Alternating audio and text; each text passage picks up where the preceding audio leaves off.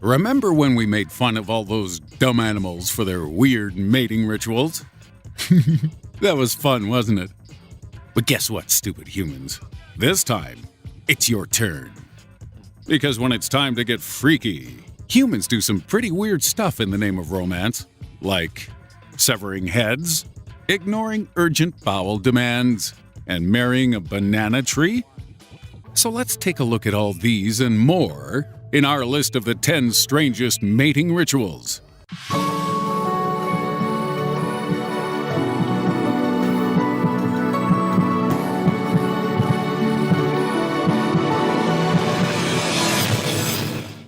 At number 10, heads up. This tribe is some of the original inhabitants of the island of Taiwan, and up until the 1930s, their men were forced to do something pretty nasty in order to woo a lady.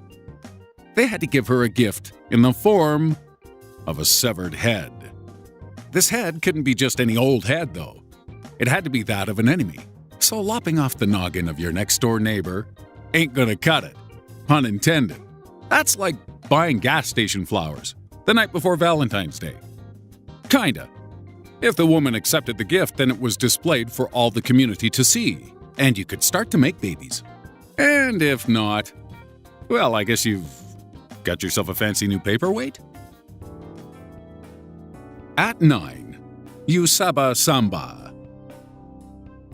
The sight of two men fighting over a girl's love is a scene that's repeated every day in every town and city all over the world.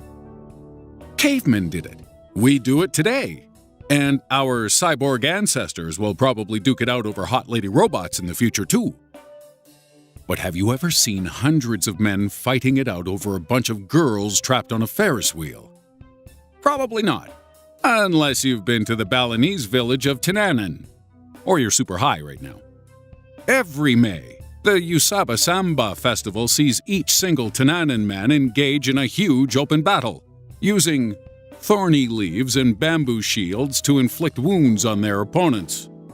All in the name of love. The village's unmarried girls watch the action unfold from a Ferris wheel, which only stops once the fighting is ended. And when it does, anyone left standing can take a shot at wooing the single girls as they step off the wheel. It's basically what happens at every carny fairground ever, except less violent. At 8, Bomina. Remember all those cheesy 90s movies where a guy's standing outside a girl's window, throwing rocks up at it, and then he serenades her with an acoustic guitar at 3 in the morning? In hindsight, those scenes were kind of creepy. But imagine if the guy hadn't bothered to wake her up, and instead just climbed through her window and crawled into bed with her. That's something you should get 20 years for, right? Not in Eastern Bhutan. Here, the practice of Bomina means that young men are free to prowl around the streets looking for a home with an open window where they know a young girl is sleeping. When he's found one, he must seduce her with his words and washboard abs, or leave without waking her family. And it's this last part that's the trickiest, because in rural Bhutan, it's common for young girls to sleep in the same room as their mothers, fathers, brothers, and grandparents. So if the girl isn't interested and you're too loud, your ass is getting beat. On the other hand, if she is into you and you do get down and dirty, don't fall asleep afterwards. Because if you're still there in the morning, you're getting hitched. Number 7, hold your peace. When the Taidong people of Borneo get married, the husband must sing his veiled wife a series of love songs before he is permitted to see her face.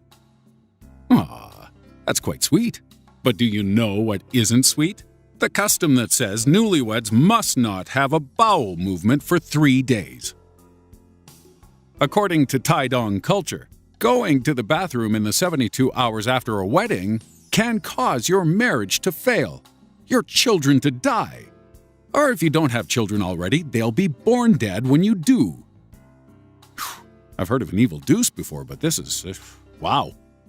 So, in an attempt to help the happy couple stay together, to bond, and have non-dead kids, It's up to the family members to make sure they stick to it. I'm not calling dibs on that job. At 6. Fabulous fellas. Am I the only guy who's jealous that women get to get all dolled up and we guys just have to sit around looking like hairy sacks of crap? Well, if you feel the same way, you could join the African Wodabi tribe and participate in their courtship festival. This week-long beauty pageant is strictly men only, with the ladies getting to watch on as the guys are grooming themselves to look extra fancy and fabulous. As well as being a beauty contest, men who participate are also judged on how well they can dance and are expected to bust some moves for several hours in the searing heat while continuing to look super fine. This entire festival is geared toward showing off the goods to the ladies. And now that I've seen exactly how much effort is required, I think I'll stick to Tinder. Swiping left and right. Way easier. In at number 5. Whistle for it. Kickapoo. It's a burning bag neighbor trick and the name of a Native American tribe found in Mexico. But the reasons why they're on this list isn't for their name, it's for the fact that for the past 100 years, young Kickapoo kids have developed a system of coded whistles to communicate secretly with the people they want to plow. Before 1915, they used to do this using flutes. But after the devastating worldwide woodwind shortage of the early 20th century, young Kickapoo lovers were forced to communicate using nothing more than lips and fingers. The whistling ritual typically occurs during dusk, and each couple will have their own unique whistling system, presumably to prevent any accidental booty calls with people who are just happy and have a song stuck in their head. Imagine those creepy sunsets. Is it birdsong or horny teenager? At 4. That's bananas. Are you scared that Mars will destroy you or your partner? I know I am. So, why not alleviate this fear by simply marrying a tree? Indian Hindus believe in astrology quite heavily, and if either you or your lover are born within the influence of Mars, it is thought likely that your marriage will be forced to endure arguments, breakups, and even death. But don't worry, if you both are committed to the idea, there is something you can do. Marry a tree, specifically a banana tree. Doing this helps deflect the attention of Mars onto the tree instead of you and your lover, leaving you free to then marry them without fear of being murdered by a planet. After you've served divorce papers to the banana tree, of course, which is always an emotional experience. At 3. The Love Shack. Picture the scene. Your 13-year-old daughter has come home with a boy and she's gonna have sex with him. Do you A, beat the boy to a pulp and chain your daughter to a radiator for 5 years? Or B, build her a sex hut? Well, if you're a member of the Cambodian Kriung tribe, you're all for the second option, because as soon as the girl hits puberty, she's allowed to have sex with whoever she wants for as long as she wants until she finds someone who suits her requirements as a husband. The girl literally calls all the shots, and the dad even has to build her a small shack to do her dirty deeds in. Sounds empowering, but we doubt you'll hear Beyonce singing about this anytime soon. And actually, before we go judging, we should recognize the fact that having children early is crucial to the Kriung way of life. Their existence is built around farming. So daughters providing extra farmhands via the medium of the womb, that just plain helps. At 2. My fat wife.